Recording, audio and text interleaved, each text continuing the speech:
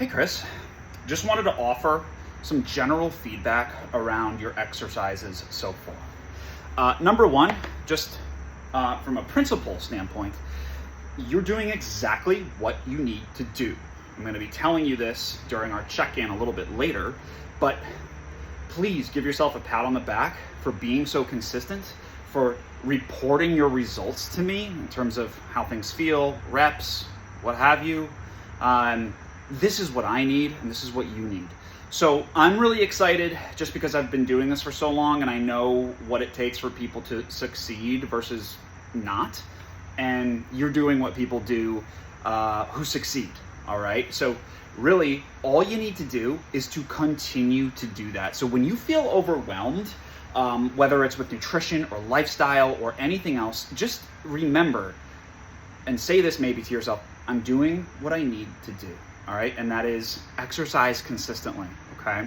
You just got to keep doing that, because every time you work out, that's taking another piece of sand and adding it to your pile. And one piece of sand, as we know, doesn't amount to much, but when you continue to move little grains of sand over and over, before you know it, you've got a beach full of sand, all right? And so we don't know which piece of sand ends up making that pile a beach, but eventually it becomes one. This analogy is going somewhere now, I can't explain it, but I think you know what I'm saying. So anyway, your technique is really good, all right? So I actually don't have a lot in terms of correction for exercise, but I do want to offer a couple of things just to make sure you know what's going on. For your glute bridges, just a reminder, make sure that we're pushing primarily from the heel, that you feel your core brace. And what I mean by that is, just kind of imagine that someone's going to drop, a golf ball on your belly, and just brace a little bit to make sure that golf ball doesn't hurt you, okay? And then I'm also going to be thinking, even before I lift, I'm squeezing my butt. So core on, check. Glutes squeezed, check. Now I push up through my heels, I keep those two things squeezed, and then I can relax a little bit and pull down and re-engage before my next rep. So I should be thinking about, okay, what has to do the work?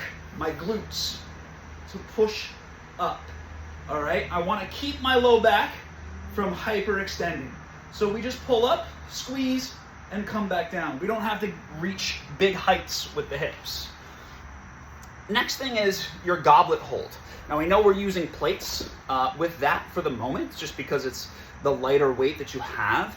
But I think that you're ready to graduate to perhaps something a bit heavier, maybe moving up to the lightest kettlebell that you have, or a 10, maybe even a 15-pound plate. I'm not here to push you to where you don't want to go, but I think if you have John hand you a kettlebell, you can be into a position where you are holding, and it's just like the glute bridge, butt tight, core tight, and I hold this position and I brace. Remember what I said about imagining the golf ball? Now imagine someone maybe is going to give you a little, punch to the gut, but you're holding to brace for that impact.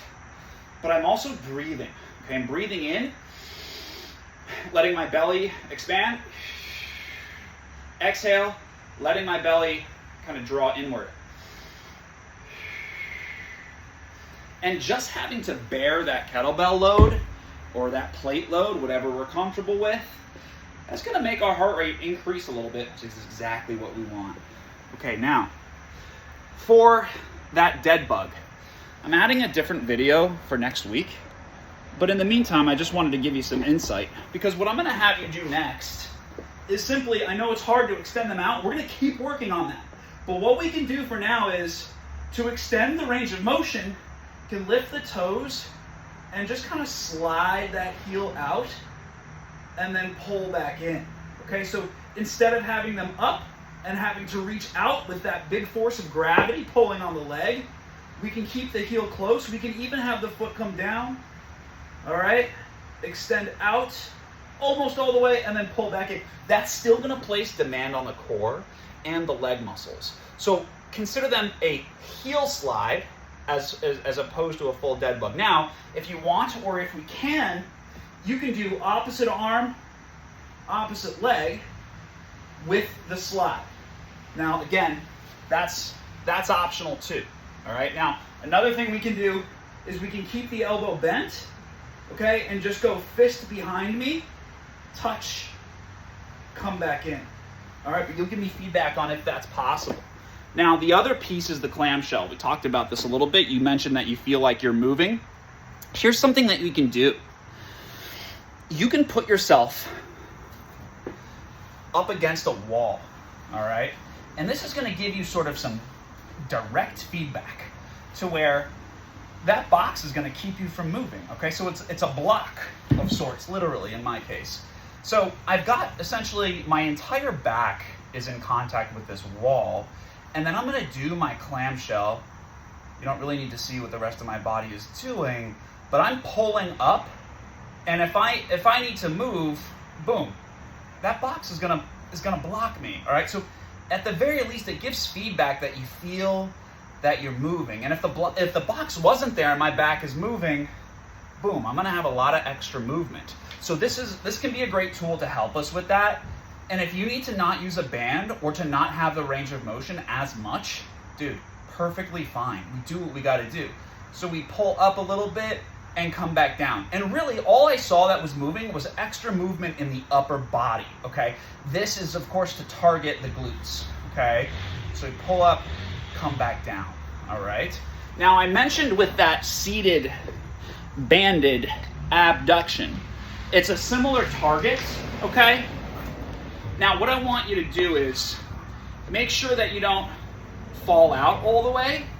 So produce tension on the band. The feet can come up slightly, but just not to the point where muscles are relaxed totally. All right, so big, tall posture. It's gonna be a running theme through everything that we do is tall posture, legs out. This is where I'd have some tension on the band, pull back in. Now, if that's difficult, or it feels like you're having too much fall out, you can bring the feet in closer, do little mini reps. Pull out, come back in, out, come back in, all right? So that's pretty much it. And again, just to give you some insight, we're really gonna be training the glutes and the hamstrings because those are the powerhouse of what needs to work in order to walk, to jog, to run, so on and so forth, all right? So I'm prioritizing those. And strengthening those muscles also helps us take load off of the knee joint, all right? So that's a big time priority for us.